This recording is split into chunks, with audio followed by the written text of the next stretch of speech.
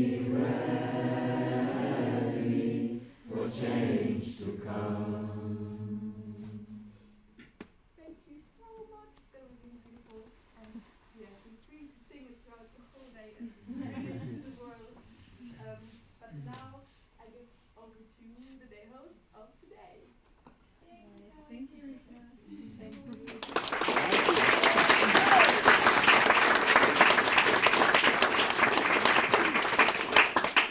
So welcome everyone to Thursday, day 3 of the festival. I think this day 3 will take around 10 minutes, so feel free to sit down if that's more comfortable for you. You can also just continue standing in a circle. So we are your day host today. My name is Tessa. My name is Sarah. So today, if you have any questions, concerns, compliments, or anything else you'd like to share, or if there are free hugs you would like to receive, please come to us and we are happy to help you out. So I hope you all enjoyed yesterday and that you went to bed with your heads full of inspiring stories. Maybe those were stories that helped you to connect to your fellow participants, or maybe stories that taught you something about yourself. I talked to some newbies yesterday and we realized that we were actually expecting to be running 5 days straight to host this festival, but that we actually find the time also to relax and enjoy the festival together with you. And we think this is really possible because of all the people who volunteered to help us cooking and cleaning and to just be silent when we are hosting, and we would like to thank you all really for this. You're excellent participants. Also, if you have not yet signed up for volunteering, it's very helpful for us, so feel free to do so. And then the theme of the day. So the day is called Being Human, Activating Your Potential. And the program is designed around the question of what does it mean to be human. And our goal is to really use our hands today and to find this gift we all have and we want to bring to the world.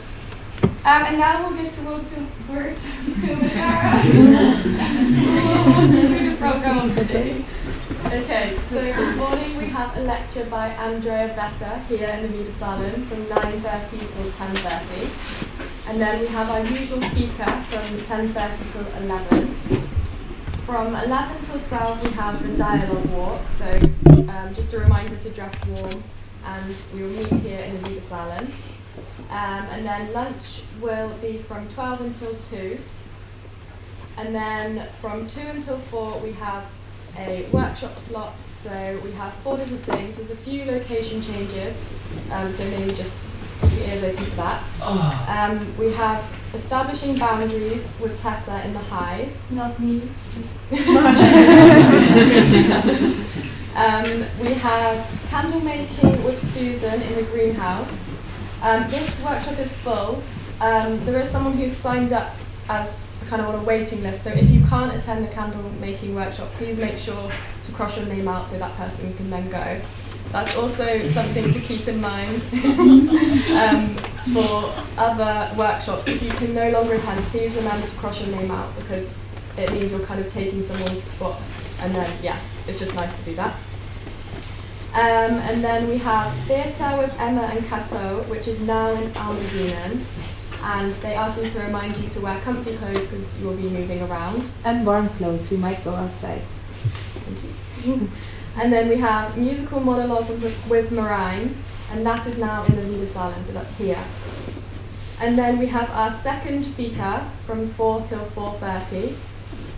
And then after that, from 4:30 till 6:30, we have our second workshop slots. So we have the Dream Journey with Katerina in the Hive. We have Inner Awareness with Louisa, and this is now moved to the Piano Room 1. And she asked me to remind you to bring a notebook and a pen as well. And then we have the Flow Game with Isabel, and that is now in the Piano Room 2. So these are just slightly bigger rooms so we can have more people there. And there's too many people signed up tomorrow for the Flow Game, but there's still one spot today, so I don't know if someone wants to shift their slot from tomorrow to today. And then we have from 6:30 until 8 dinner, as usual. And then moving on to the evening programme, so from 7 until 11 we have the TP, and then we also have the open mic tonight as well. So you can definitely still sign up for that if you want to perform or dance or do anything, within reason. So yeah, the theme for this is E, so bring all of your excited energy to dress up as evergreen trees, elephants, epic eagles, whatever you want. Yeah, and then we also have the night cafe, so if you want to grab a snack or some kombucha or tea, then feel free to go there as well. Yeah. And now I'll pass to Ilya to talk through some practicality. Yes. So as you know, the main entrance door locks at 10. We have the side entrance here in the courtyard where you can enter in the night. But we saw some of you already taking other doors to enter and leave the doors open. So please just take this door here in the courtyard to enter and to exit in the nights. And one more thing, you have might seen people wandering around here during the night with torches. That are the night guards. They come here every hour and walk around here. So please don't be scared. They're here for us. Yeah, and for the program tomorrow, we will have ecstatic dance from 6 to 8, so very early in the morning. Please be there. It's in the Hive before 6 because the door closes at 6, so you can't enter afterwards anymore because it's a very safe space. Please take comfy clothes there as well. And we have yoga again with Rachel in the White House. Yin yoga. It'll give you energy for the day. From 7 to 8 for the early birds. And then morning singing afterwards and breakfast. Yes. So now we have 15 minutes till the next lecture starts. Please feel free to go to the toilet, take your notebooks, and we come back here again. And we wish you another pleasant day of the Lighthouse Festival. Thank you.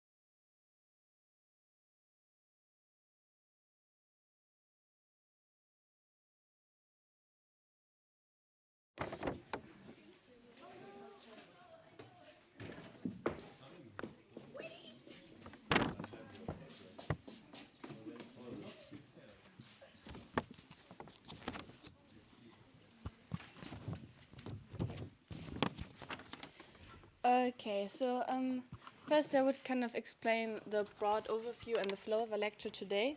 So we have a lecture with Andrea Vetter about designing social transformation. And first I will say a few words about her, what she does.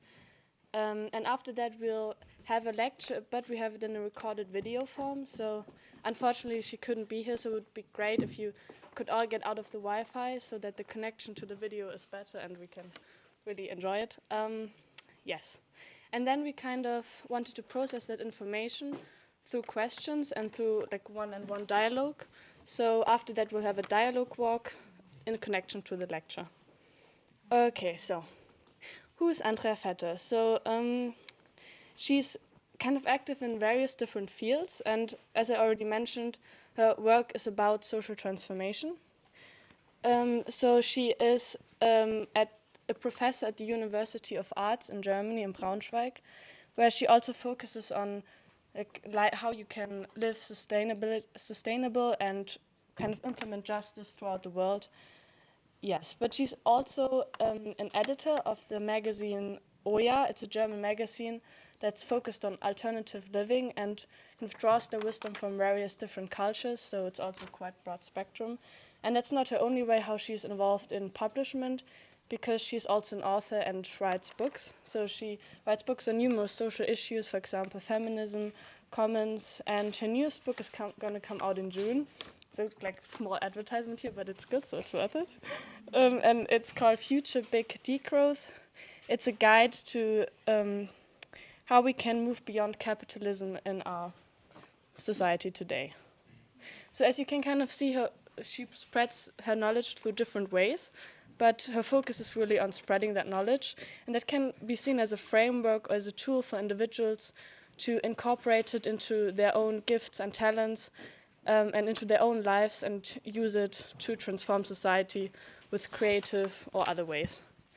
And that's also why it's so perfect for a theme today. So because Thursday is all about being human and your own inner potential, and also focuses on how can I use my gifts and talents in order to achieve change throughout the world. Yes, okay. So now I'll hand it over to Leah. She has a nice poem for us. Spoiled already. We asked Andrea if she has maybe a little impulse or poem in order kind of to introduce her lecture a little bit. She said like on point, yeah, I have a poem, I have a favorite poem. And she told me that it's a poem about, it's written in 1984, and it's from the book Always Coming Home, and written by, Ursula K. Le Guin. And it's basically about people who will have lived in the future, and they're so-called people of the cash, and in the land we call today California. So basically, this poem is a poem of our children in the future written to us. And yeah, I will just read it to you now. And from the people of the houses of earth in the valley to the other people who were on earth before them. In the beginning, when the word was spoken, in the beginning, when the fire was lighted, in the beginning, when the house was built, we were among you. Silent, like a word not spoken, dark, like a fire not lighted, formless, like a house not built, we were among you. The sold woman, the enslaved enemy. We were among you, coming closer to the world. In your time when all the words were written, in your time when everything was fuel. In your time when the houses hit the ground, we were among you. Quiet, like a word whispered. Dim, like a coal under ashes. Insubstantial, like the idea of a house, we were among you. The hungry, the powerless. In your world coming closer. In your ending when the worlds were forgotten. In your ending when the fires burned out. In the ending when the walls fell down, we were among you. The children, your children. Dying, you're dying to come closer, to come into our world, to be born. We were the sands of our seacoasts, the stones of our hearts. Did not know us, you did not know us. We were the words you had no language for. O our fathers and mothers, we were always your children. From the beginning, we're your children.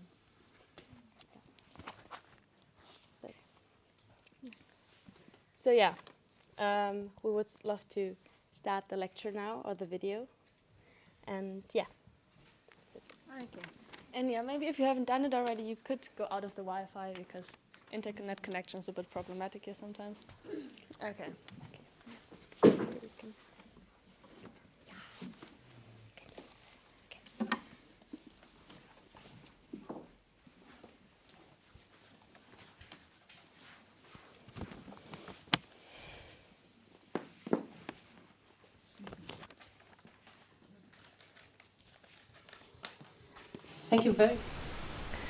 Thank you very much for the invitation to be part of this festival. I am very sorry I can't be there in person, but I hope I can nevertheless inspire you and give you some thoughts on things that are dear to me.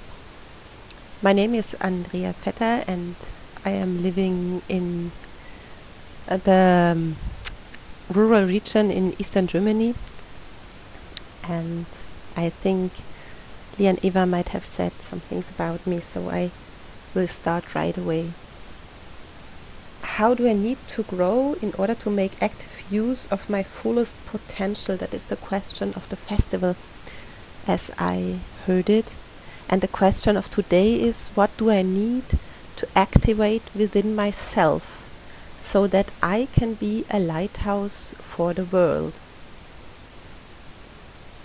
I thought a bit on these two phrases and what they do with my heart and my feelings.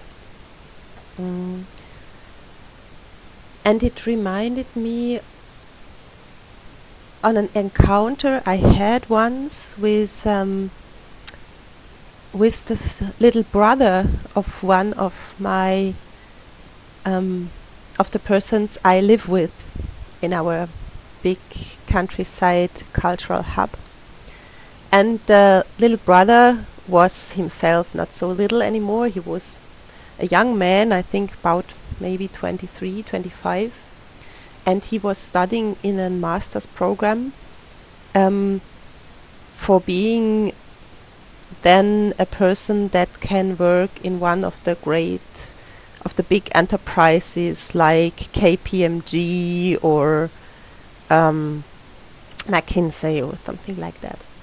And I talked to him and said, "Oh, what's the purpose of what you want to do in life?" And he said, "Yes, well, you see, since the age of 15, I've been very politically engaged. I tried to somehow help with all the injustices I see in the world, that people who don't have the same passport than me, they have so many difficulties in our society, and all this climate change happening around me." And I was active in different political groups, and then at the age of when I was in my early 20s, I recognized I can't alter all that. I failed.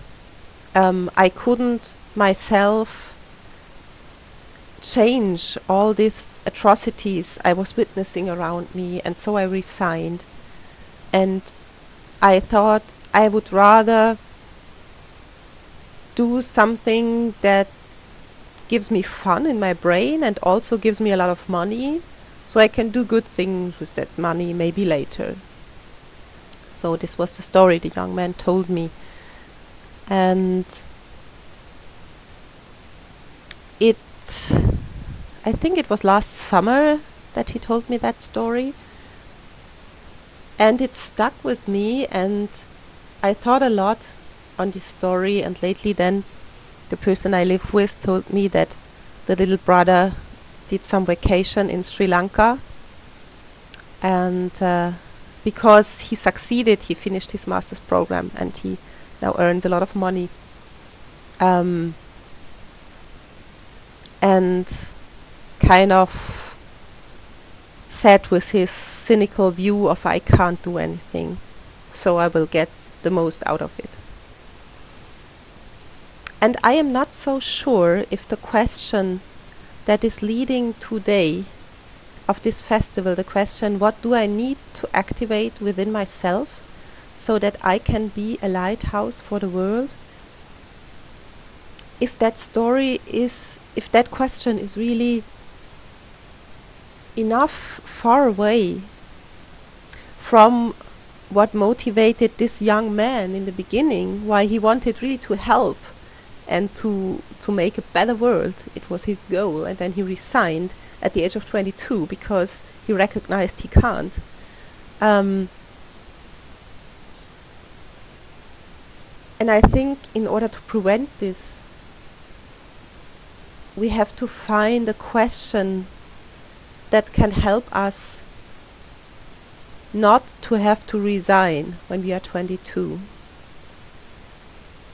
And I thought about the similarities between the questions you have here in the festival, like how do I need to grow in order to use my fullest potential, and the question of this young man, so what do I need to do in order to have the biggest impact to change the world? And these phrases, I think at their core they are all hero stories. What do I mean with that? I mean hero stories, that is the story of typically a man, but it can also be a heroine, of a hero who sets out in the ancient version, finds a mammoth, kills the mammoth with his spear, comes back with a lot of meat, tells a very exciting hero story, how he killed the mammoth, and then there's a big party in all of the group giving credits to this man. So that's the archetypical hero story. And one of my most beloved co-thinkers, and she doesn't know about this, and she's already dead, so maybe at the place where she's now she does know, I don't know. But her name is Ursula K. Le Guin, and she's a very famous science fiction writer from the US. And she wrote this wonderful piece, it's called The Carrier Bag Theory of Fiction, where she's thinking about stories and narratives of heroes, what it has to do with being a man and being a woman, or being something else, and what we can learn about this very nature of the stories. And so she says, if all stories there are hero stories, like the story of the man killing the mammoth, then she was wondering whether she is a human at all, if this is the only kind of human stories. Because it's not her stories, it's his story, you see? It's not the story of her mothers and mothers and mothers and mothers and mothers, like going back to the first mother there was. And so she didn't feel included in humankind if humankind only is centering around this kind of hero story. But maybe there is some other story to be found out there. But before coming to these other kind of stories, maybe we stay a bit with the hero story. So what is the hero story telling us? It is telling us that yes, there is a lot of problems out there. There is climate crisis, there is war, there is all kinds of droughts and famines, and there is all this very big biosphere crisis, the soil degradation. We do not know if there will be enough to eat, like in 20 years. We do not know how all the civilization, how the economy will evolve. We just don't know.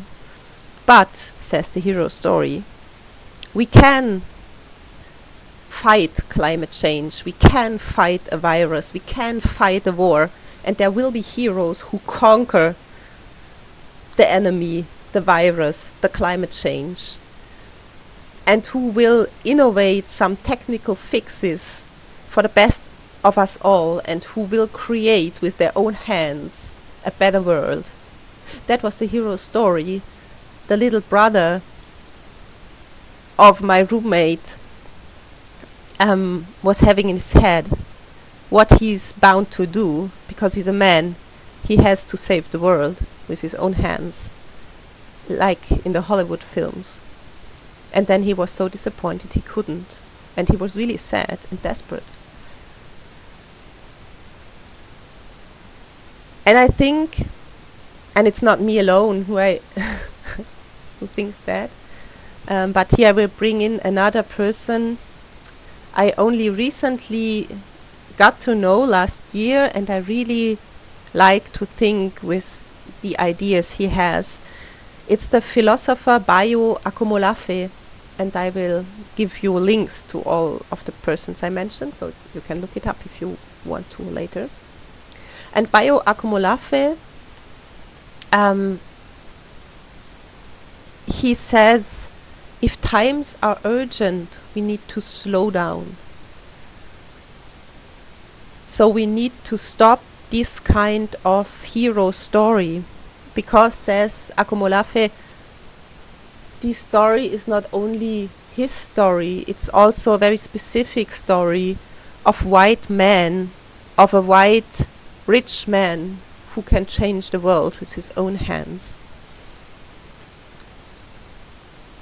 And we have to stop this story altogether. By the way, Bayo Akomolafe, of course, is also a fan of Ursula K. Le Guin.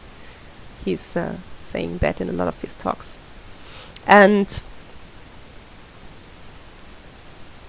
so we won't tackle all the problems you all know about, because they're in the media from morning to evening, and maybe in your hearts you all feel desperate about the state our world is in. I'm sure you have these moments where you sit and think, but how will it be when I am 40, 50, 60? Or maybe you are already 60 and you had hoped for a better world you could hand over to your children or grandchildren, and now you've been trying so hard all of your life, and you see the big burden you hand over to them, the climate change, for example, the climate crisis. But what, says Bayo Akomolafe, and I repeat it because I have the honor to talk to you today. What if we sit down first with acknowledging the situation we are in? What if we just take a moment and take a deep breath and realize that's really a shitty situation humans are in this moment, and we don't have the solution, and that there is no hero just behind the corner who will solve this. This hero just isn't there. But what happens then? What kind of story can we tell then? And I mean, we are humans, and humans are apes feeding on stories. So we can't live without stories. It's what nourishes our souls. It's so important that we have some story to tell about ourselves, some story that we believe in. What if the old hero story we are all so familiar with is not the right story now to tell?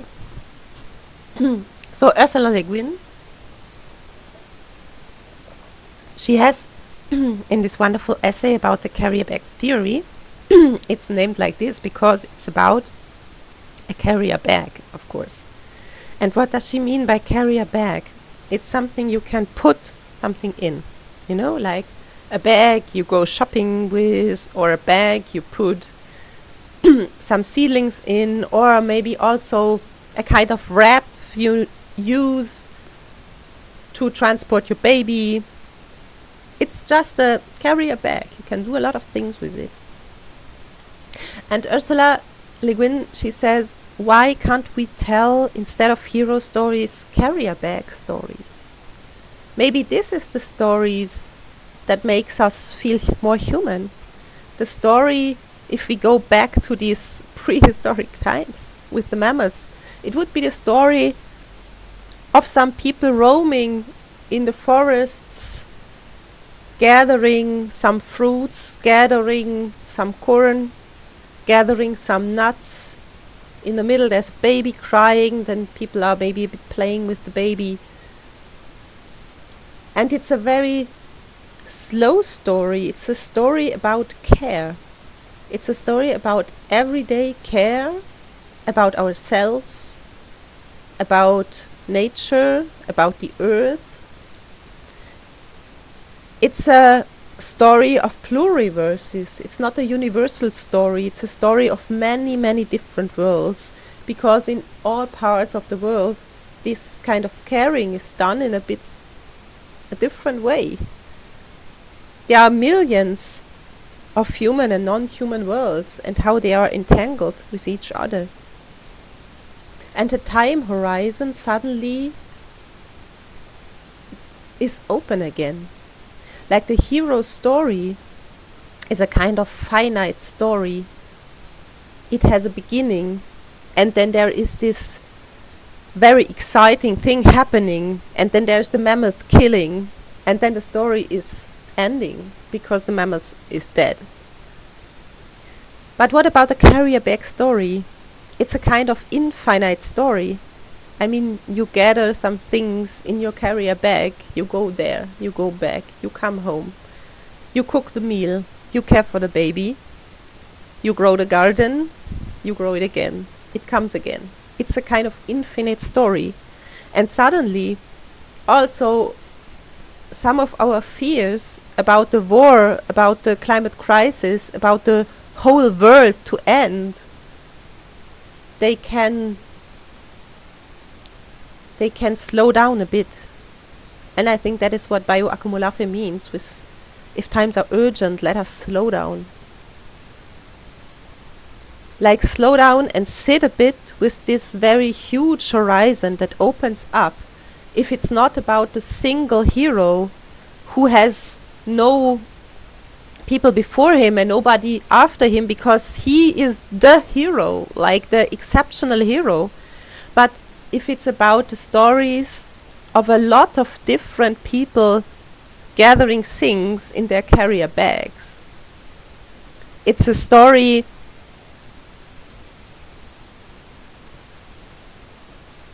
that makes you sitting in a long chain of people who were before you and people who will come after you. And it's a story, I think, carrier bag stories are stories that come from a different perspective.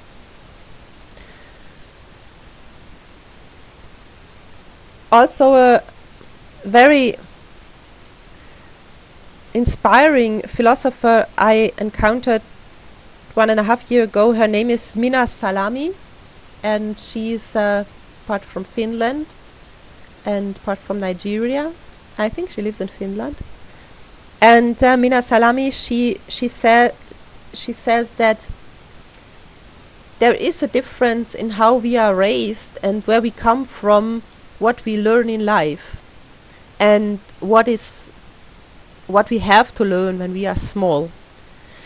And so she says, if you are born a white man, normally you don't learn so much to care and to recognize immediately the feelings of others, because you don't have to, because you're not so threatened by others.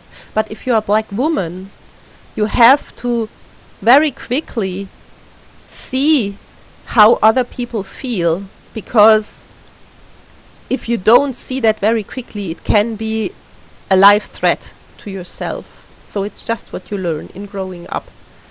And being harassed on the street every day, you just learn very quickly to see how others feel. And so I think, to come back to the story of the little brother, maybe a carrier bag story would have helped him to go on with his deep beliefs, and these beliefs were still there when he was telling me about his life. Like, he deeply believed in justice and in the necessity of justice.